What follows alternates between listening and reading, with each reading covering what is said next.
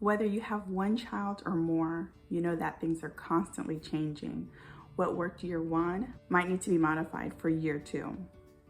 In today's video, I'm going to share 3 things I've had to change from having one child to now almost 5 children. Hi everyone, it's Heydi. Welcome to Home with Heydi. Here I share some life lessons and stories that hopefully encourage you to serve your home and your family well.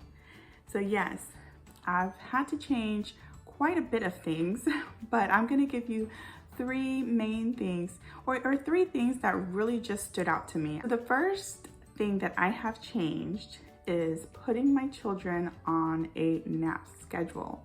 Now this didn't happen from baby 1 to baby 2. This actually happened from I didn't do it with baby 1 or 2 or 3. I started putting my children on a schedule more for napping during the day with baby 4, and I will hopefully be successful with baby 5.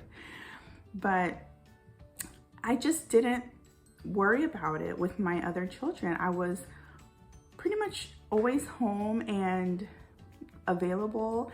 My mother was able to watch the children, and I didn't really have a strict schedule for her to follow when I dropped them off over there. They slept okay at night. I didn't mind getting up to nurse them every 2 hours. It was just, my life was a little bit more simpler. And I thought putting them on a schedule would be very hard, very stressful for me, and I just didn't want to deal with it. Now, having 4 children, expecting number 5, having my toddler on a very good nap schedule and sleep schedule at night is amazing. Now, if your children are out of the baby phase, you can still have a pretty good schedule when it comes to bedtime routine. We definitely have a bedtime routine. They know what to expect. They know when they come upstairs, pajamas, story, maybe a little bit of playtime, and then it's off to bed. So having that structured bedtime routine has helped so much, and that is one change I love. The second change I've made is to meal plan our dinners. When we had just one child, I just made whatever I wanted. I didn't even have a grocery budget. I went to the store, I bought what I wanted, we made dinner. It was not a big thought. Now, I meal plan to help keep me sane. And I'm not a stickler when it comes to my meals. Some weeks I need a break and I don't meal plan, but I know what I have in the fridge and I know what I want to make. But as far as just the concept of meal planning, of prepping my meals for dinner and thinking ahead for my week and saying, oh, well, Wednesdays are usually pretty busy, so I might not want to make a totally made from scratch meal on Wednesday. I might want to save that for maybe Monday night, and then that could last us 2 days or 3. Or maybe let's make it easy and have hamburgers on Sunday. So I'll make my shopping list. So when it comes to meal prep and meal planning, I am much more organized now with 4, almost 5 children. And I'm sure you see why. You just have to get yourself together. You have to feed your family, and you can't always eat out. The third change that I have made, the more children I've had, is to minimize their toys. Now, when you have 1 or 2, you get all the toys at birthdays, at Christmas, and it's fun. It is so sweet. You want your child to have everything, the dollhouse, the cars, the Tickle Me Elmo, and then they don't play with the Tickle Me Elmo and you have it on the shelf.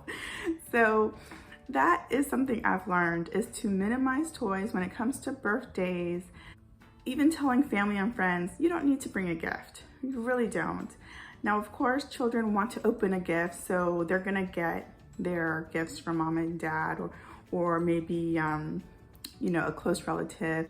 I truly love minimizing toys for my kids.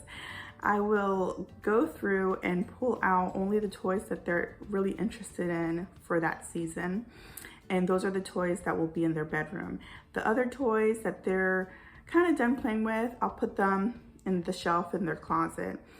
And the toys that they're totally outgrown or maybe are even broken, I'll get rid of those, whether it's throwing them away or taking them to a thrift store for donation.